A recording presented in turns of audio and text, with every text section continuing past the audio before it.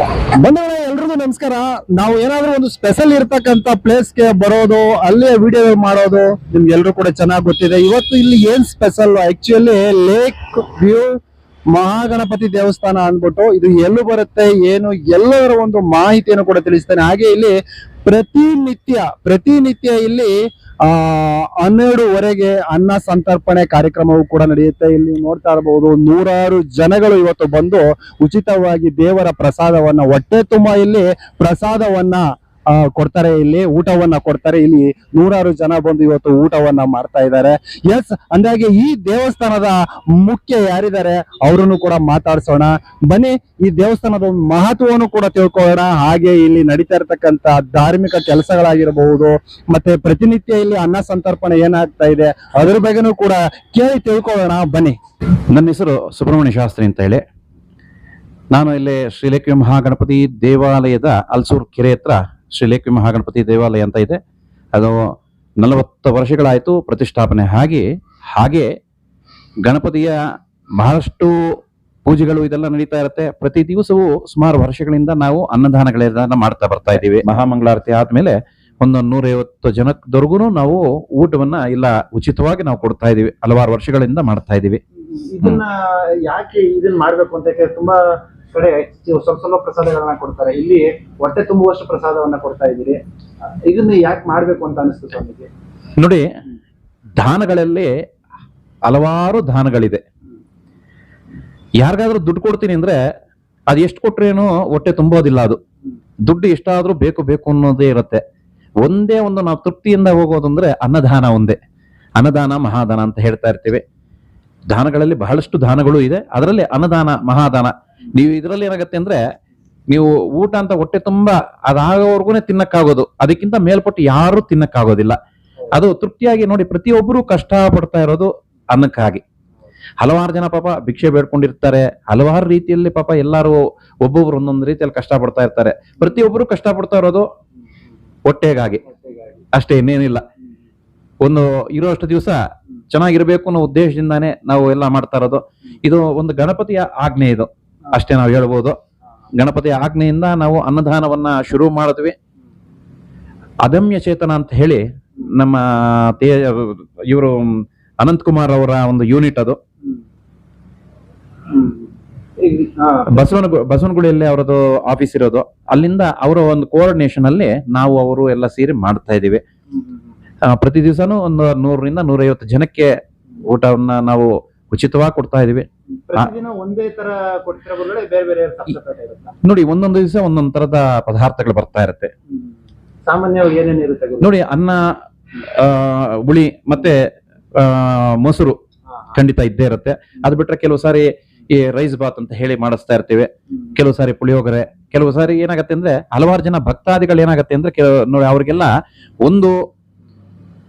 ಅವರ ಒಂದು ಪ್ರಾರ್ಥನೆಗಾಗಿ ಒಂದು ಜನ್ಮದಿನ ಇರ್ಬೋದು, ಬರ್ತ್ಡೇ ಅಂತ ಹೇಳ್ತೀವೋ, ಬರ್ತ್ಡೇ ಆಗ್ಬೋದು. ಇಲ್ಲ, ಕೆಲವರು ದೊಡ್ಡವರ ಎಲ್ಲ ತೀರ್ಕೊಂಡಿರ್ತಾರೆ ನೋಡಿ, ಅವರ ಒಂದು ಕಾರ್ಯಗಳು ಮಾಡ್ಲಿಕ್ಕೆ ಆಗೋದಿಲ್ಲ. ಹಾಗಾಗಿ ಅವರ ಹೆಸರಲ್ಲಿ ಕೂಡ ಸಹ ಕೆಲವರು ದಾನವಾಗಿ ಮಾಡ್ಬೇಕು ಅಂತ ಹೇಳಿ ಇದೊಂದು ಇಲ್ಲ, ಪ್ರತಿ ದಿವಸನೂ ಯಾರ್ದಾದ್ರು ಒಂದು ಸೇವೆ ಇರುತ್ತೆ. ಯಾರದು ಸೇವೆ ಇಲ್ಲ ಅಂದ್ರೇನೋ ಸಹ ನಮ್ಮ ದೇವಾಲಯದ ಪರವಾಗಿ ನಮ್ಮ ಟ್ರಸ್ಟಿನವರು ಎಲ್ಲರೂ ಸೇರ್ಕೊಂಡು ನಾವು ಮಾಡ್ತಾ ಇದೀವಿ. ಅಂದ್ರೆ ದಾನಗಳು ಕೂಡ ಬರ್ತಾ ಇದೆ ಅಂತ ಹೇಳ್ತೀರಿ? ಬರತ್ತೆ. ನೋಡಿ, ಒಂದು 30 ದಿವಸದಲ್ಲಿ 30 ದಿವಸ ಎಕ್ಸ್ಪೆಕ್ಟ್ ಮಾಡ್ಲಿಕ್ಕೆ ಆಗೋದಿಲ್ಲ. ನಾವು ಅದೇ ಎಲ್ಲಾರ್ಗು ಹೇಳ್ತಾ ಇರ್ತೀವಿ. ಮೊದಲನೇದಾಗಿ ನಮ್ಮ ಒಂದು ಫ್ಯಾಮಿಲಿಯಿಂದಾನೇ ಎಲ್ಲಾರು ಒಂದೊಂದು ದಿವಸ ಮಾಡ್ಬೇಕು ಅನ್ನೋ ಉದ್ದೇಶದಿಂದಾನೇ ಹೇಳಿ ನಾವು ಮಾಡ್ತಾನೆ ಇದೀವಿ. ಯಾರಾದ್ರೂ ಒಬ್ರು ಮಾಡ್ಲೇಬೇಕು ಅಂತ ಹೇಳಿ. ಅಕಸ್ಮಾತ್ ದಾನಿಗಳು ಬರ್ತಾರೆ ನೋಡಿ, ಹಲವ್ರಿಗೆ ಗೊತ್ತಿರೋದಿಲ್ಲ ಪಾಪ. ಈ ವಿಡಿಯೋ ನೋಡಿದವರು ಈಗ ಬೇರೆ ಕಡೆಯಿಂದ ಬಂದು ಬೇಕಾದ್ರೆ ನಿಮ್ಗೆ ತಂದ್ಕೊಡ್ಬಹುದು. ಏನೇನ್ ತಂದ್ಕೊಡ್ಬಹುದು ನೋಡಿ, ಎಲ್ಲಾ ಪದಾರ್ಥಗಳು ಸ್ವೀಕರಿಸ್ತೀವಿ. ಅದರಲ್ಲಿ ಏನು ತೊಂದರೆ ಏನಿಲ್ಲ. ಕೆಲವರು ಹಣದ ರೂಪವಾಗಿ ಕೊಡ್ತಕ್ಕಂಥದ್ದು, ಯಾಕೆಂದ್ರೆ ನಾವು ಅದನ್ನ ಹಣದ ರೂಪವಾಗಿ ನಾವು ಇನ್ನೊಬ್ರಿಗೆ ಪೇ ಮಾಡತಕ್ಕಂಥದ್ದು. ಹಂಗ್ ಕೊಟ್ರಿನೂ ಪರವಾಗಿಲ್ಲ, ಇಲ್ಲ ಪದಾರ್ಥಗಳ ರೂಪವಾಗಿ ಕೊಡ್ಬೋದು. ಹೆಂಗಾದ್ರೂ ಕೊಟ್ರೇನು ನೋಡಿ, ಇದು ದಾನ ಮಾಡ್ಬೇಕು ಅಂತ ಇದ್ದಾಗ ₹1 ಕೊಟ್ರೇನು ಯಾರ ಪಾಪ ಕೆಲವರು ಬರ್ತಾರೆ, ದಾನ ಮಾಡ್ಬೇಕು ಅಂತ ಒಂದು ಆಸೆ ಇರುತ್ತೆ. ಇಲ್ಲೆಲ್ಲ ಅನ್ನದಾನ ನಡೆಯುವಾಗ ಅವರು ಪಾಪ ಅಷ್ಟು ಮಾಡ್ಲಿಕ್ಕೆ ಆಗೋದಿಲ್ಲ. ಬಂದು ಕೇಳ್ತಾರೆ. ಕೇಳಿದಾಗ ನಾವು ಅಷ್ಟೇ ಹೇಳೋದು, ನೋಡಿ ಏನಂತ ಇದೇನು ಮಾಡಕ್ ಹೋಗ್ಬೇಡಿ, ಒಂದು ₹10 ಆಗ್ಲಿ ದಾನ ಮಾಡಿ, ಪರವಾಗಿಲ್ಲ. ಅನ್ನದಾನಕ್ಕಾಗಿ ನಿಮ್ಗೆ ಇಷ್ಟೇ ಕೊಡ್ಬೇಕು ಅಷ್ಟೇ ಕೊಡ್ಬೇಕು ಅಂತ ಏನಿಲ್ಲ. ಅದೇ ದೇವರ ಅನುಗ್ರಹದಿಂದ ನಿಮಗೆ ಇವತ್ತಿನ ದಿವಸ 10 ರೂಪಾಯಿ ಕೊಡಿ, ನಾಳೆ ದಿವಸ ನಿಮಗೆ ಏನಾದ್ರು ಭಗವಂತ ಅನುಗ್ರಹ ಮಾಡಿದ್ರೆ 1000 ರೂಪಾಯಿ ನೀವು ಕೊಡೋಷ್ಟು ನಿಮಗೆ ಶಕ್ತಿ ಕೊಡ್ಲಿ ಅಂತ ನಾವು ಪ್ರಾರ್ಥನೆ ಮಾಡ್ಕೊಳ್ತೀವಿ. ಯಾಕಂದ್ರೆ ಪ್ರತಿ ದಿವಸ ನಾವು ಪೂಜೆ ಮಾಡುವಾಗ ನಾವು ಸರ್ವೇ ಜನ ಸುಖಿನೋ ಭವಂತು ಅಂತಾನೆ ಹೇಳೋದು, ಯಾವ್ದಾದ್ರು ಇರ್ಬೋದು. ಯಾಕಂದ್ರೆ ನಾವು ಯಾವ್ದು ಮಾಡಬೇಕಾದ್ರೇನೋ ಒಂದು ಸಂಕಲ್ಪ ಮಾಡ್ಬೇಕಾದ್ರೆ ಆಸ್ತಿಕ ಭಕ್ತ ಮಹಾಜನ ನಾಮ್ ಅಂತ ಹೇಳ್ತೀವಿ. ಕ್ಷೇಮ ಸ್ಥೈರ್ಯ, ಅವ್ರು ಕ್ಷೇಮವಾಗಿ ಸ್ಥೈರ್ಯವಾಗಿದ್ದರೆ ಮಾತ್ರನೇ ಎಲ್ಲ ಮಾಡತಕ್ಕಂಥದ್ದು. ನನಗೇನಾದ್ರೂ ಸ್ವಲ್ಪ ಮೈ ಹುಷಾರಿಲ್ಲ ಅಂದ್ರೆ ನಾನು ಬಂದು ದೇವ್ರ ಹತ್ರ ಪ್ರಾರ್ಥನೆ ಮಾಡ್ಕೊಳಕ್ಕಾಗೋದಿಲ್ಲ. ಅಟ್ಲೀಸ್ಟ್ ಅವ್ರಿಗೆಲ್ಲರಿಗೂ ಸಹ ಆ ಭಗವಂತ ಆಯುಷು ಆರೋಗ್ಯ ಐಶ್ವರ್ಯ ಕೊಟ್ಟು ಕಾಪಾಡಲಿ ಅಂತ. ಆಯುಷು ಕೊಟ್ಟಿರಬೇಕು, ಐಶ್ವರ್ಯವನ್ನು ಕೊಟ್ಟಿರಬೇಕು, ಹಾಗೆ ಆರೋಗ್ಯವನ್ನು ಕೊಟ್ಟಿರಬೇಕು. ಯಾಕಂದ್ರೆ ಇದೆಲ್ಲ ಇದ್ರೆ ಮಾತ್ರನೇ ಹೆಲ್ತ್ ಇಸ್ ವೆಲ್ತ್ ಅಂತ ಹೇಳ್ತೀವಿ ನೋಡಿ. ಈಗಿನ ಕಾಲದಲ್ಲಿ ಹಲವಾರು ಜನಕ್ಕೆ ನಾವು ನೋಡ್ದಂಗೆ ಒಂದು ಹೆಲ್ತ್ ಇಶ್ಯೂಸೇ ಜಾಸ್ತಿ ಇರುತ್ತೆ. ಯಾಕಂದ್ರೆ ಒಂದು ಆ ಥರ ಒಂದು ಪರಿಸ್ಥಿತಿ ಈಗ ಎಲ್ಲರಿಗೂ ವರ್ಕ್ ಪ್ರೆಷರ್ ಇರುತ್ತೆ, ಎಲ್ಲಾ ತರದ ಒಂದು ತೊಂದರೆಗಳು ಇರುತ್ತೆ ಪಾಪ. ಆ ಒಂದು ಟೆನ್ಷನ್ ಇಂದಾನೆ ಹಲವಾರು ಜನಕ್ಕೆ ರೋಗ ರುಜಿನಗಳು ಶುರುವಾಗ್ತಕ್ಕಂಥದ್ದು. ದೇವರ ಹತ್ರ ಬರುವುದು ಅದಕ್ಕಾಗಿ ಬಂದು ಒಂದು ಅಲ್ಲಿರತಕ್ಕಂಥ ಒಂದು ಪಾಸಿಟಿವ್ ಎನರ್ಜಿನ ತಗೊಂಡು ಹೋಗ್ಬೇಕು ಅನ್ನೋ ಉದ್ದೇಶ. ಎಷ್ಟೇ ಟೆನ್ಷನ್ ಇದ್ರೇನೋ ಸಹ ನೋಡಿ, ಇದು ಸಿಲೇಕ್ಯೂ ಮಹಾಗಣಪತಿ ದೇವಾಲಯ, ಅಲ್ಸೂರ್ ಲೇಕ್, ಟ್ಯಾಂಕ್ ರೋಡ್ ಅಂತ ಹೇಳ್ತೀವಿ ಇದನ್ನ. ಅಲ್ಸೂರ್ ಲೇಕ್ ಹತ್ರನೇ ಇದು ಗಣಪತಿ ವಿಸರ್ಜನೆ ಮಾಡತಕ್ಕಂಥ ಜಾಗ ನಮ್ಮ ಎದುರುಗೆ ಇರತಕ್ಕಂಥದ್ದು. ಇದು 1986ರಲ್ಲಿ ಪ್ರತಿಷ್ಠಾಪನೆ ಆಗಿದ್ದು.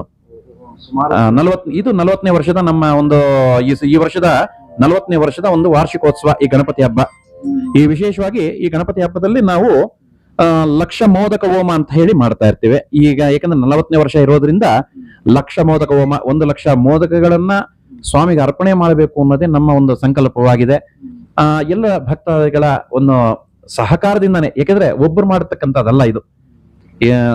ಎಲ್ಲಾರ ಒಂದು ಕೈ ಜೋಡಿಸಿದ್ರೆ ಮಾತ್ರನೇ ಯಾವುದೇ ಕಾರ್ಯ ಮಾಡ್ಬೇಕಾದ್ರೆ, ಇಷ್ಟು ದಿವಸ ನಾನು ಹೇಳ್ದಂಗೆ ಯಾವುದೇ ಒಂದು ಪೂಜೆ ಮಾಡಬೇಕಾದ್ರೂ ಸಹ, ಅನ್ನದಾನ ಮಾಡ್ಬೇಕಾದ್ರೂ ಸಹ ಎಲ್ಲ ಭಕ್ತಾದಿಗಳ ಸಹಕಾರ ಇಲ್ದಿದ್ರೆ ನಾನು ಒಬ್ಬನೇ ಮಾಡ್ತೀನಿ ಅಂದ್ರೆ ಅದೆಲ್ಲ ಸುಳ್ಳು ಮಾತದು. ಎಲ್ಲರ ಒಂದು ಸಹಕಾರದಿಂದಾನೇ ನಡೀತಾ ಇದೆ ಇದು. ಇದು ಎಷ್ಟನೇ ತಾರೀಕು ಸ್ಟಾರ್ಟ್ ಆಗುತ್ತೆ? ಯಾವ ತಿಂಗಳು? ಯಾವುದು? ಅದೇ ಇವಾಗ ನೀವು ವಾರ್ಷಿಕೋತ್ಸವ ನೋಡಿ. ಈಗ ಗಣಪತಿ ಹಬ್ಬ ಬಂದು ಸೆಪ್ಟೆಂಬರ್ 14ನೇ ತಾರೀಕಿದೆ. 2026 ಸೆಪ್ಟೆಂಬರ್ 14ನೇ ತಾರೀಕು ಸೋಮವಾರದಿಂದ ನಮ್ಮ ಕಾರ್ಯಕ್ರಮಗಳು ಶುರುವಾಗುತ್ತೆ. ಇದು ಒಂದು ವಾರದ ಕಾಲ ನಮ್ದು ಪ್ರತಿ ವರ್ಷ ಇದು ನಡೀತಕ್ಕಂಥದ್ದು. ಒಂದು ವಾರ ಅಂದ್ರೆ ಒಂದು ಕೆಲವು ಸಾರಿ ನಾವು ಯಾವಾಗ ಶುರುವಾಗುತ್ತೋ ಒಂದು ಭಾನುವಾರ ಎಂಡ್ ಆಗೋ ತರ ನಾವು ಏರ್ಪಾಟ್ ಮಾಡ್ಕೊಳ್ತೇವೆ.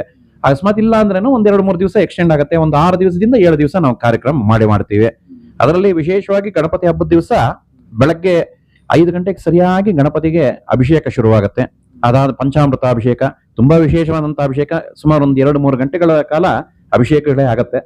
ಅದಾದ ನಂತರ ಹೂವಿನ ಅಲಂಕಾರ.